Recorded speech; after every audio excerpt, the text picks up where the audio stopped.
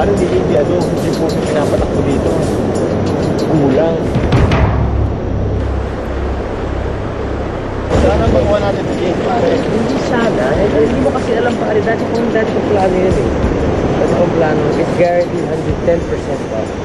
Nagiging close ko si Marlon. Parang, siyempre, he's the only guy left. So, parang, wala akong magagawa. So, di ba? Kung may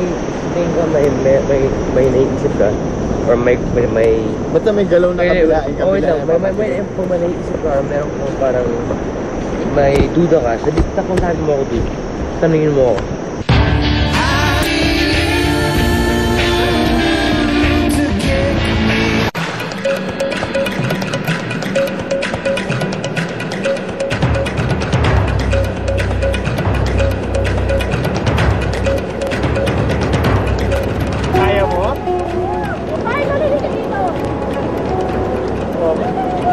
Nakakatakot naman kayo! Ginagawa niyo akong ginipig eh! Ginagawa niyo akong ginipig dalawa eh! Naisipan ni Jace, Veronica, gano'ng kataas tumipa? Mataas! Hanggang saan kaya mo lagpas ulo ni Marlon? Oo. Si Veronica naman, sige, ilagay mo yung bote sa ulo niya. Sabi ko, ha? Tira, ulo ka. Ang layo ng ospital dito. Tamaan mo ako sa bato. Ang lakas-lakas mo sumipa. Baka mamatay ako. Words ko eh, di ko eh.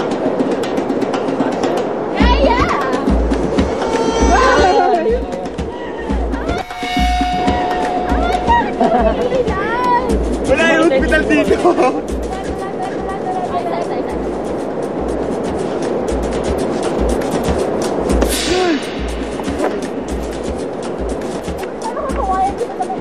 Nagkakasaya na lang kami kaysa medyo bad trip. Pero talagang hinihintay namin yung tipong yung dalawa. May usapan sila eh. Siguro maglalaban talaga yung dalawa eh. Talagang mag-i-sparring sila dito yung dalawa. Yun yung hinihintay ko mangyari. Parang tinitrigger ko na, sige na, mag-sparring na kayo. Gusto ko makita na kung sinong mas lamang, kung si Jace ba o si Veronica. Sa ikaw, kita. Okay. Sige nga, Kasi kung titignan mo si Jace, fighter. Si Veronica, champion. Kung titignan mo, pwede silang magkasakitan eh. Paano ganyan lang?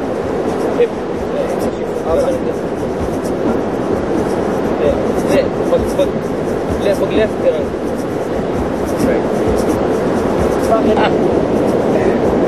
Game.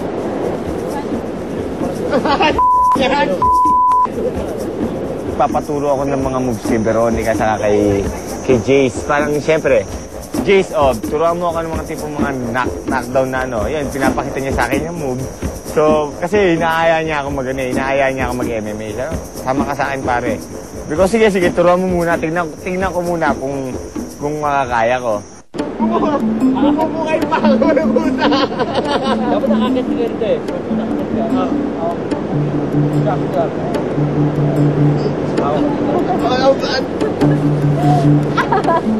Kalibangan kami kapon. Masaya. Masaya yung wrestling namin. Saka yung yan. Yung mga tinuro niya, mga techniques, mga kick, mga locks, mga pang-knockout. Ha?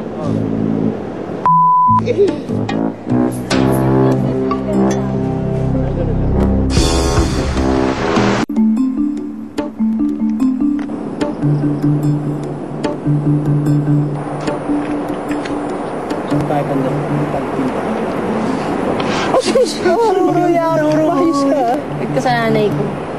Agad ka sa nanay ko. Sabi niya, punta ka raw sa nanay niya. Starson, punta nanay Jane. Hingi kamay Jane. Putol. Palit. Galing palengke. Galing palengke. Baboy. Palit.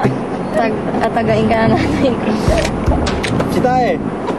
Nanay Jane, taga Starson, ikaw tulong. Si Tae, backup likod Tarzan para hingi kamay Jane. Palit. Galing palengke. Ano? Ako nalilipat ko. Si Tae, ang gwapo mo, sobra. Si Tae, ikaw dinig, sabi Jane. Ikaw, gwapo, sobra, sabi Jane. Balik mata lang yan! Baka binabangungot. Jane, bangungot. Originally, yung Jane si Beverly, pero susula na, kinuha ni Kay yung role na Jane. And it was nice, it was fun. And we're looking forward of more Starsan Chitae jokes to come. Si Kay yung pakikitungo niya kay Rob, okay naman eh. Wala akong nakikitang sila. Feeling close lang as in magpamilya, magkakasama kami. Kasi ganun din si Kay sa akin pag nakapagbiruan.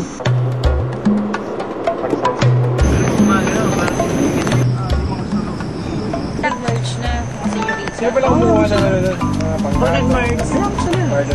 Basta tayong anim, magkasama. Never ko nakitang may ibang kumuha nung nandun ako. Never ko na may nakikita na may ibang kumuha ng mga Tayo naman. Pag sinabi ko kay Rob, They'll be active or not. Hindi sila active. Kasi survival ng tribe natin eh. Gusto tayo ganun pa rin. Kahit ano namang ibigay sa aming lugar.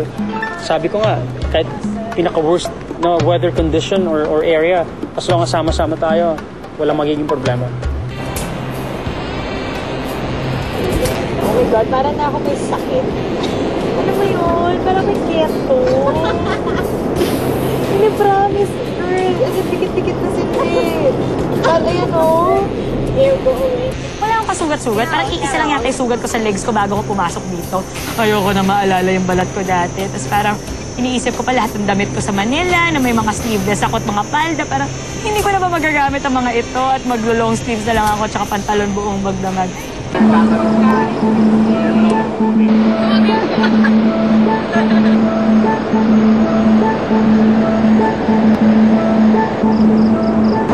hindi umulan, no? Sana nanatakot lang sila. Para sound effects lang. Sorry, nauuna kidlat eh. Basta kumikidlat, uulan ibig sabihin nun. Nung nakita ko na yung kidlat, kinabahan na ako. Sabi ko, guys, kailangan tayo mag-ipon ng malaking ulan. Bakit?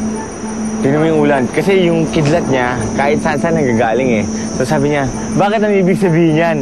Eh alam mo naman, pag maraming kidlat, talagang malalaking ulan.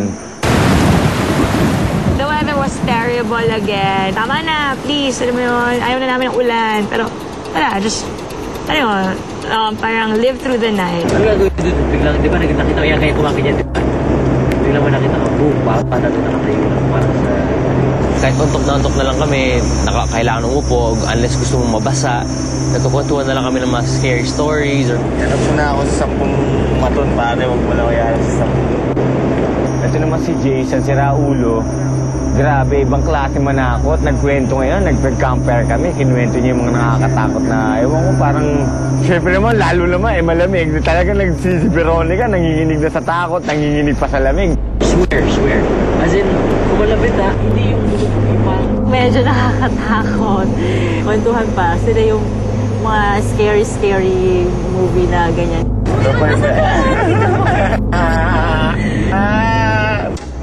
Bukas sa Survivor Philippines, may tensyong na namang nabubuo sa Jalakay Tribe. Sobra tamad niya ngayon. Gusto niya nakahiga lang, kakain na lang. Parang feeling niya, importante ako dahil malakas ako. Minsan naaasar na ako, ganun. Ano po talaga, namimiss ko talaga po yung mga anak ko. Pero inisip ko na lang po na para ako ditong namasukan ng katulong na pagdating ng isang buwan meron akong day off. Tapos dating ng day off, makauwi na po ako sa amin tapos makita ko na po sila. Kuya Cesar, ano po ang mapapayo mo sa aking kalusugan? Nagmamahal, Chikay.